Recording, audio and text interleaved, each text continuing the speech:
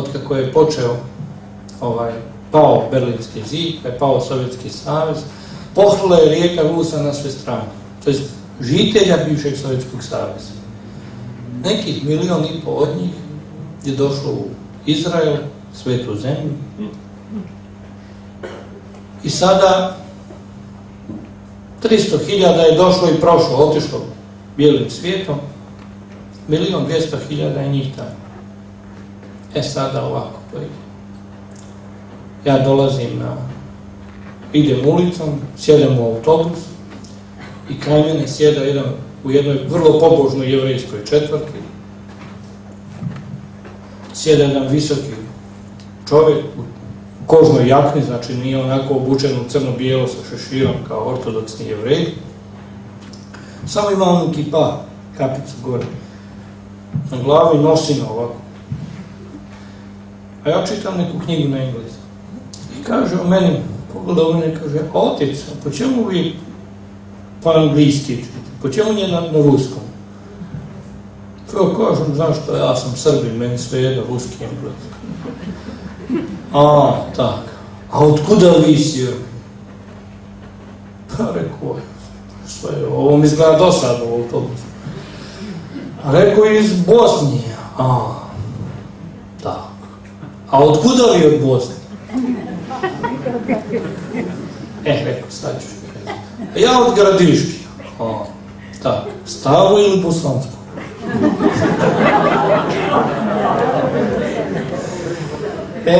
Znate šta, to bi bilo ovako na domenu šale, možda eto obrazovano nekog čudnog čovjeka, nego znate za kako on zna za Bosansku Gradišku. Zna po Staroj Gradišci. A vi znate šta je bilo u Staroj Gradišci. U Staroj Gradišci od 1941. godine, kraja te godine do 24.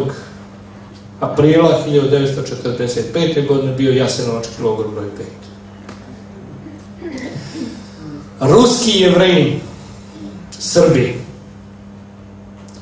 pamti to bolje nego pola ovog grada gdje sada sjedim. Mene su 2 jevrejske starice iz Rusije po 70 godina u autobusu pitaju otkuda ste, iz Srbije. A, Pavelić.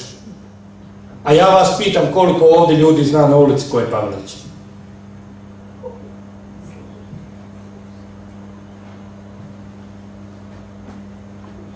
Zbog toga vam večeras govorimo o svetoj zemlji između Nikone, Jerusalimca i Jasenovca. Jer sam 100 puta htio da propadnem u zemlju od srama. Kada vas neko na ulici zaustavi i pita za Jasenovac tamo. A vi u Beogradu, gdje imate napisanu riječ Jasenovac? U gradu u kome dajem glavu 1/3 stanovništva odatle. Sa Pepom Bandićem došlo u 8. ofanzivu. Najmanju ruku.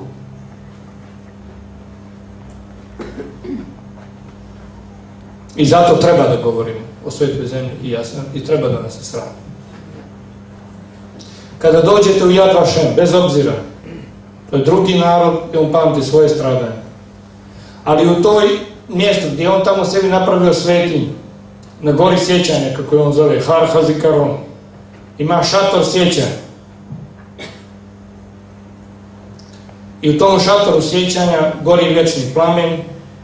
To nije naš način sjećanja, ali i kraj tog vječnog plamena stoje imena 20 najvećih logora iz Drugog svjetskog rata i među njima piše Jasenovac.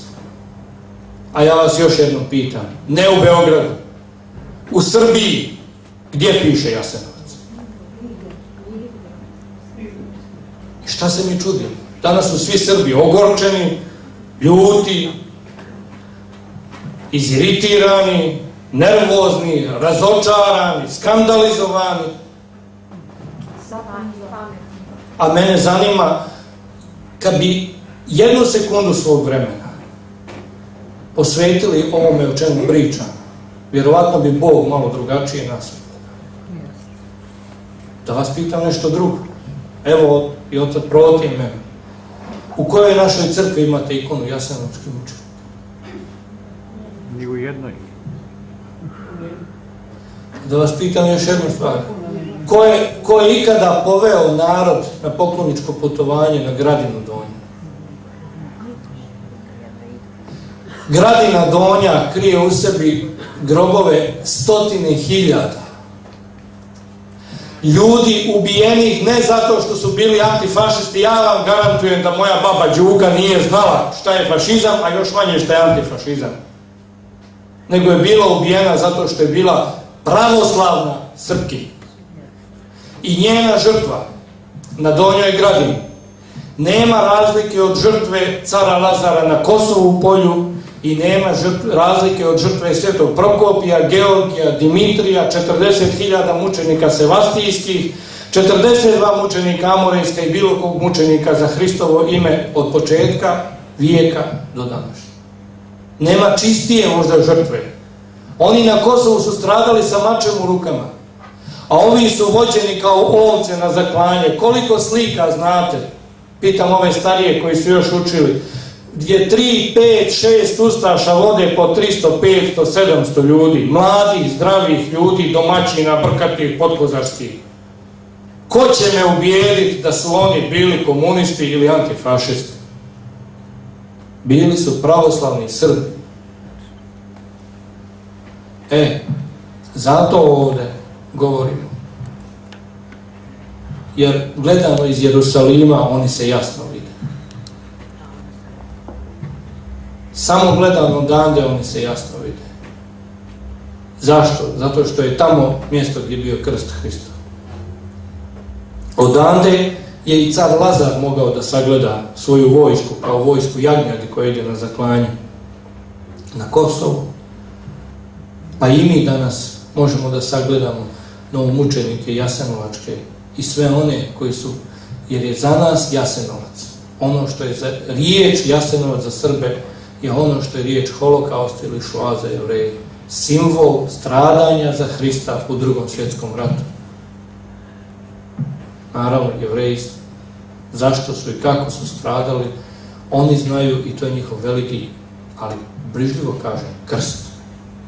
Krst kojim se taj narod muči do dana današnjeg.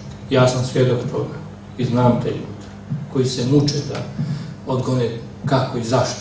No veliko zašto lebdi nad jevrejskim narodom od 1933. godine do 1945. godine pa na ovamo.